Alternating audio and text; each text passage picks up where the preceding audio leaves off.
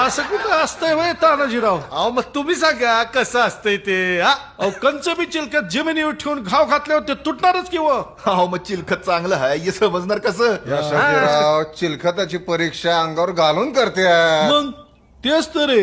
आता ते अन कोण करणार हो? नाही म्हणजे असं करताना खपायचा एखादा. हा ना. हे बघा राज, हे ना हे हिकून असा हात घालायचा. हे काय राज? अहो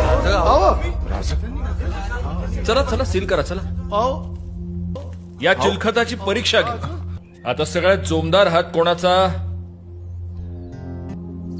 तान्हाजीराव या बख्तराची परीक्षा घ्यायची आपल्याला. एक चांगला जोरदार वार काढ चला. नाही नाही राज, हे असलं बापाच्याने बी व्हायचं नाही. तान्हाजीराव आपल्याला चिलखताची परीक्षा घ्यायची, वार काढा.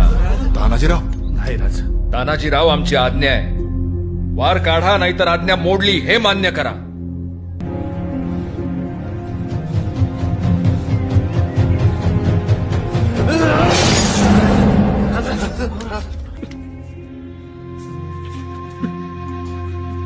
वा वा कृष्णाजी वा, काय बख्तर बनवले. कान्होजी काका पाहिलं का? पण राज ते बघा काय झालंय. हा?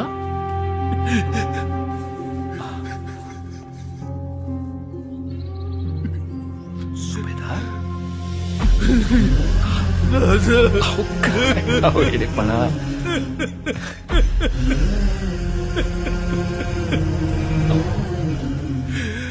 आमचा सह्याद्रीचा सिंह असा रडायला लागला तर आम्ही कोणाकडे पाहायचं? हा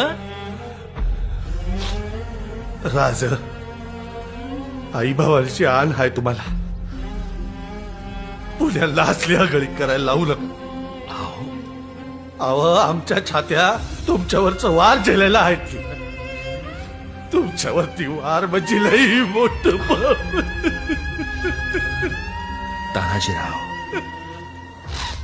तान्हाजीराव जेवढा भरवसा आम्हाला कृष्णाजींच्या बख्तरावर आहे तेवढाच भरवसा तुमच्या हातावरही आहे.